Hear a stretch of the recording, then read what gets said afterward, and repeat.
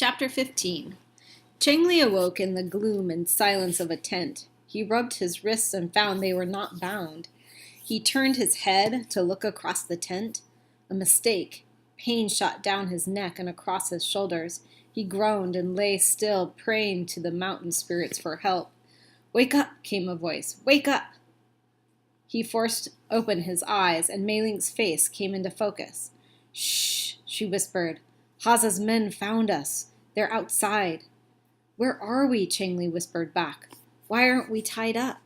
"They don't have to tie us," she said. "They are clever. This tent has camel bells sewn all along the bottom edge, so if anyone lifts the tent wall, the bells will sound and alert the guards."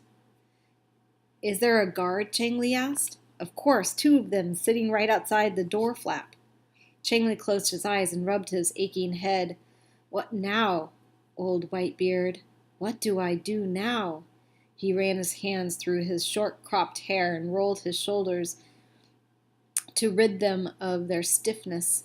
"Failed, failed, failed again," the words ran around and around his head. In disgust, he lay back on the carpet. He opened his eyes and looked without seeing. A circle of light shone into his eyes. He squinted. The light made his head hurt. Light! The smoke hole! His vision cleared, and he stared at the opening. He signaled to Mei Ling's attention and then nodded upward. "The smoke hole! We will get out through that," he whispered. "Come on." "Impossible," Mei Ling mouthed without a sound. "No, really, we can't move the cloth at the bottom of the tent. You're right. That would shake the tent and make the bells sound, but the tent is made with layers of strong felt. Once we were outside, we can grab hold of the felt and lower ourselves slowly down the outside, hand over hand. I'll go first, then I can help you. We can climb to the smoke hole if we stand on that," and he pointed to a small table. "Wait. Let me check on the guards." Mei Ling peeked through the crack where the door flap let in light. "They are not thinking of us at all. They are watching the horses get ready for the dispute of the sheep." She moved back into the center of the tent. "I'm sure they'd rather be riding in the game than sitting there on the stones. The field is cluttered with horses. Listen to the yelling and shouting out there." Chengli sat up. "And the horses neighing and hooves pounding. The game must be starting." She peeped out again. "Yes, the guards are standing, trying to see the action." "Perfect for us," Chengli said. "Hurry." He pulled a low table to the center of the tent under the smoke hole. Mei Ling dragged over a thick cushion, and together they shoved it onto the table. Chengli climbed up. It wasn't high enough, so they added another cushion. He tried again and was able to touch the circle of the wood that supported the opening. It may work," he said softly. "Even if the guards turn around, they won't think to look up. I'll hoist myself up, and you help by pushing up on my feet. That's it." He stopped. "Wait. I've got to get something." He eased himself down and went over to the wall where a hat hung on a peg. Reached up, he yanked 3 eagle feathers from the top of the hat and stuck them under his belt. "What are these for?" asked Mei Ling. Chengli's only answer was a grin as he climbed back into the cushions and reached again toward the smoke hole. Gradually his head, then his arms, poked out of the hole. Mei Ling shoved from below, and carefully, silently, he pulled himself out and lay stretched on the back side of the round tent top. "Your turn. Stretch up," he whispered. "You can do it." He reached down into the hole until he felt Mei Ling's hands. He pulled until she could grasp the wooden ring of the smoke hole. Then he caught her under the arms and pulled until her head and shoulders wiggled out. She rolled inch by inch out onto the tent top, pulled out her feet, and began the silent task of lowering herself to the ground.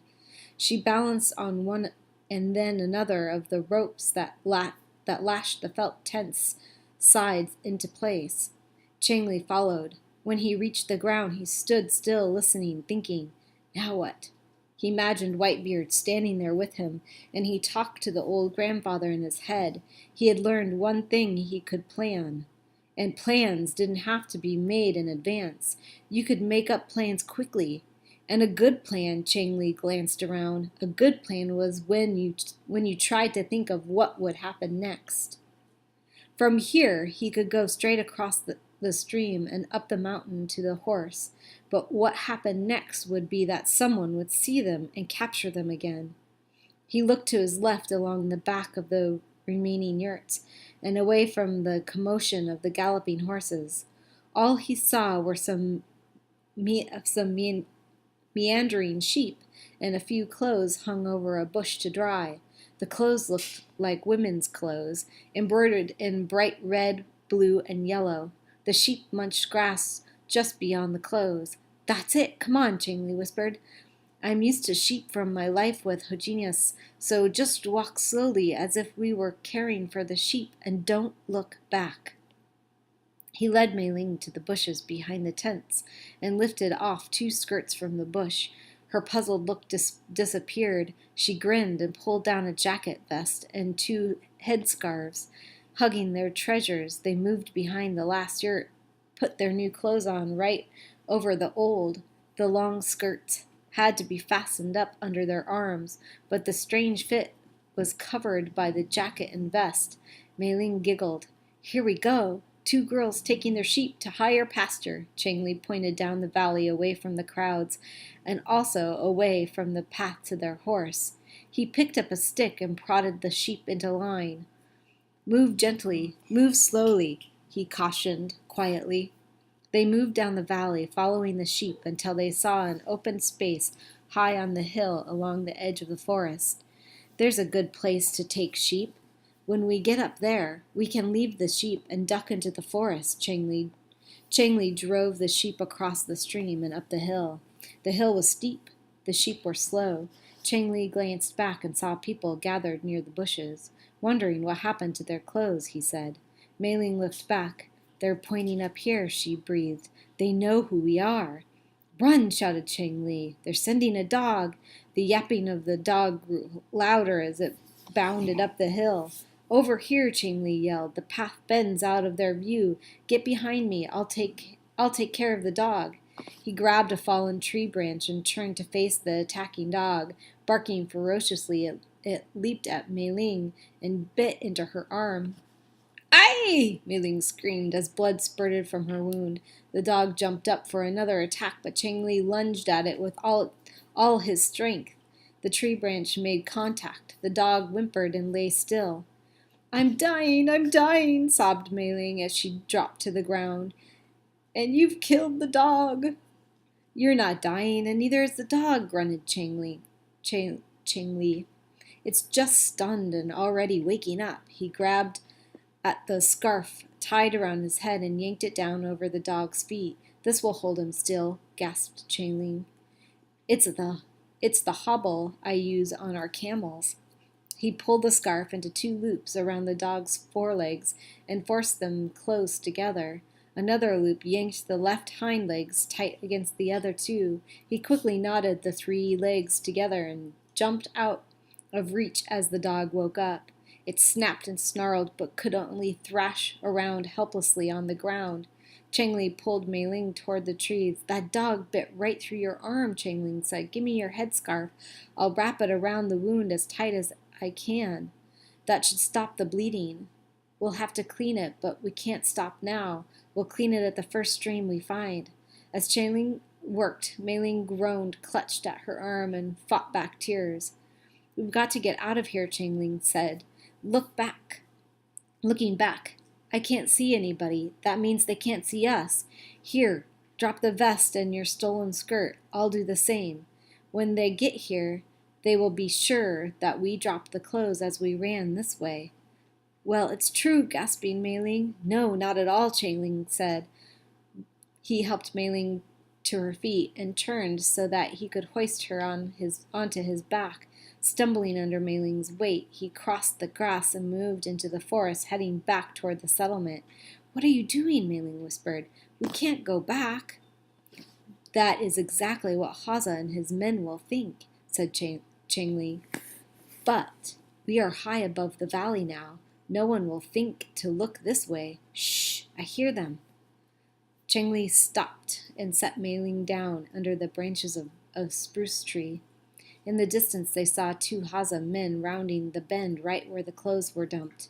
The man in front saw the jacket and waved to his companion. The two men disappeared, following the trail that Chengli had set. Come on, now we can move. We must stay hidden, but there is no need to hurry. The men have gone the other way. He looked at Mei Ling, her face white with pain. Please don't die, he thought. I've spent months trying to find you. Don't die now. Chengli carried the princess on his back until they reached the boulders where he had hidden the horse. What if the horse wasn't there? What if someone had found it and waited there to capture them again? What if? We're here, he said to Mei Ling as he turned to the corner into the enclosure. And we are safe. The horse is here, just the way I left it. He sat Mei Ling on the ground and threw himself down full length beside her as she lay sobbing and laughing. I'm all mixed up, said Mei Ling between sobs. I'm happy and scared and tired and my arm hurts. It really hurts. I wish we could rest, but we have to get away from here. Chengli helped Mei Ling get on the horse. Then he walked in front, leading. Up through the trees, they picked their way until they crossed over the ridge. Now, said Chengli, we can ride. No, wait. He took his hat from where it was tucked under the saddle blanket, pulled the crumpled eagle feathers out from under his belt, and jabbed them into the top of his hat. Hojinas, Tukta, he called into the wind. See my eagle feathers? They tell the world that I now am an official thief. I'm rescuing the princess, but to do it, I'm stealing your horse.